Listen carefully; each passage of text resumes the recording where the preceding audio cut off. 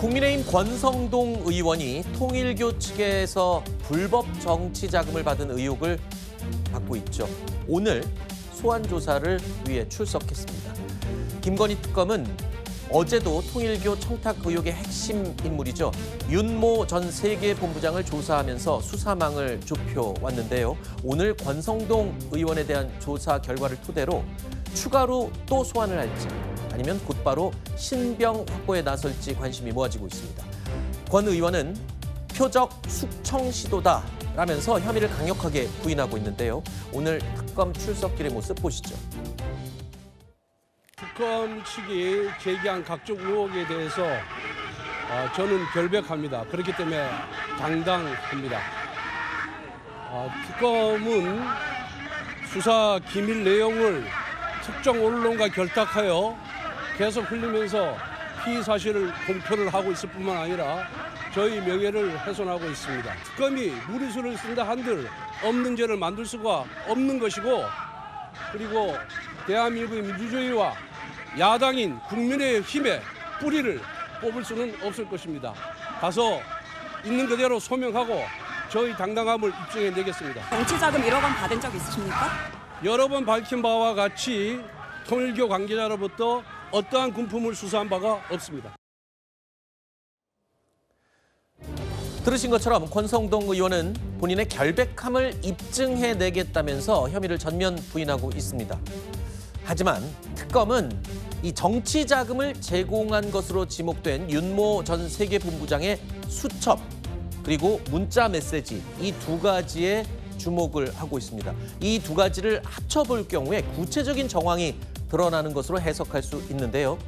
중앙일보 보도 내용에 따르면 윤모 씨는 권성동 의원과 만난 지난 2022년 1월 5일 직후에 수첩에 큰 거 한 장 서포트라고 적은 것으로 확인이 됐습니다. 그리고 또 같은 날 권성동 의원에게 이런 문자 메시지를 보낸 게 확인됐습니다. 후보님을 위해서 써달라. 즉 여기서 말하는 후보님은 당시 윤석열 대선 후보를 뜻하는 것이겠죠.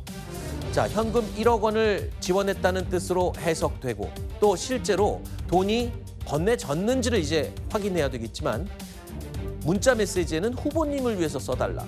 그러니까 1억 원이 전달된 것으로 확인됐다라는 특검의 이야기는 얼마 전에 이미 나왔었던 얘기입니다. 그런데 그때는 뇌물 혐의라고 해석이 가능했었는데 대선 후보를 위해서 써달라라는 문자 메시지까지 연결이 된다면 이거는 단순한 뇌물이라기보다 불법 대선 자금으로 방향이 완전히 바뀌는 거 아닌가요? 그렇죠. 또 그 무렵에 통일교 교인들이 국민의힘의 당원으로 가입했다라는 지금 의혹도 있는 상황에서 특검 측에서는 윤 씨로부터 받은 1억 원, 여기에 있어서의 용도가 무엇인지를 밝히는 것이 중요할 것으로 생각을 합니다.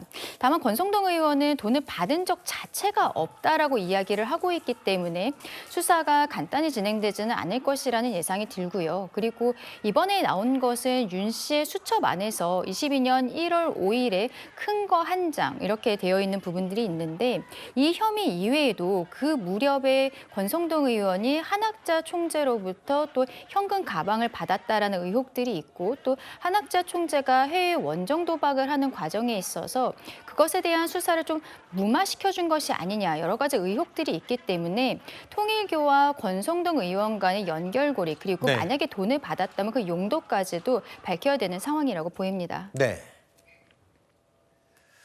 정치자금 제공자로 지목된 이 윤모 통일교 전 세계본부장은요 이미 구속 기소된 상태죠. 그만큼 권성동 의원에 대한 구속영장도 청구 가능성이 높아지는 상황이 됐습니다. 앞서 민주당은 특검 수사를 받고 있는 야당 의원들을 겨냥해서 이런 이야기를 했습니다. 법원에서 동의를 구하는 어떤 절차까지 진행됐다라고 하면은 상당 부분은 혐의 소명이 이제 되는 거 아니냐 이런 전제에서 이제 국회로 오지 않습니까? 실제 심사 받는 게 원칙이 맞다고 생각합니다. 수사 받았는데 거기에 따라서 죄가 입증이 돼서 체포영장이 오면은 당연히 거기에 대해서 찬성 처리해야 되지 않겠습니까? 그분들은 이미 불체포 특권을 포기하겠다고 서약하지 않았습니까? 국민 앞에 약속을 했는데 본인들이 체포동의안이 올라오면 출석하겠다. 가결시켜달라 이렇게 요청해야 되는 게 맞는 것 아닙니까? 원칙적으로 현직 국회의원은 불체포 특권이 있죠.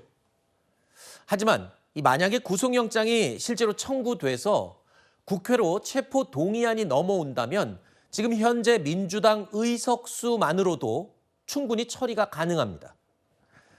그리고 또 국민의힘 입장에서도요, 이미 불체포 특권 포기 약속을 했죠. 그런 상황이어서 지금 야당 입장에서는 좀 난감한 상황이 된 것 같아요. 맞습니다. 지금 사실 반대할 명분이 없는 거죠. 네. 민주당 의원에 대한 체포동의안 이야기가 나올 때는 자기들은 다 포기하겠다라고 서약까지 했던 분들이 본인 정당의 의원에 대한 체포동의안이 날라오니까 반대를 한다? 이거는 사실 납득하기 어려운 부분이거든요. 네. 근데 아마도 저는 국민의힘은 아마 지금 장동혁 체제로 이제 갔기 때문에 네. 아마도 반대하면서 저항하지 않을까 생각합니다. 왜냐면은 지금 그 국민의힘 의원들 지금 특검 관련, 내란 특검 관련해서 김건희 특검까지 포함시켜서 아마 추가적인 의원들의 소환 조사나 그리고 추가적인 체포동의안 가능성도 충분히 있는 상황이거든요. 근데 아마 그 의원 건건마다 권성동 의원처럼 지금 우리가 앞서 살펴본 것처럼 결정적 증거가 좀 드러난 것도 있을 것이고 증거가 상대적으로 약한 것도 있을 겁니다. 그러면 그걸 차별적으로 대응하기 좀 어려울 것이기 때문에 그냥 일괄적으로 해서 우리는 야당에 대한 탄압이다 하면서 한번 저항할 가능성이 있고요. 근데 전 이건 국민의힘과 민주당의 갈등보다 국민의힘 내부의 갈등으로 번져질 가능성이 크다고 생각합니다. 네. 왜냐하면 국민의힘 내부에서도 찬탄 후보들은 특검 조사에 우리가 응해야 된다, 협조해야 된다. 그러면서 실제 참고인 조사를 나가서 받았던 분들도 있기 때문에 그런 분들은 당론을 정한다 하더라도 저는 체포동의안에 찬성표를 던질 가능성도 있기 때문에 물론 무기명 투표입니다. 네. 찬성투표 근데 총 투표 수를 보고 이탈표가 있다는 걸 예측할 수 있기 때문에 아마도 저는 저항을 하되 국민의힘 내부의 갈등 요인으로 또 작용할 거라고 생각합니다. 알겠습니다. 야당인 국민의힘 의원들에 대한 이 강제 수사, 그러니까 압수수색이 잇따라 이어져 왔었죠. 그리고 이제 체포영장까지 야당 의원들에 대한 압박은 더욱 거세지고 있습니다.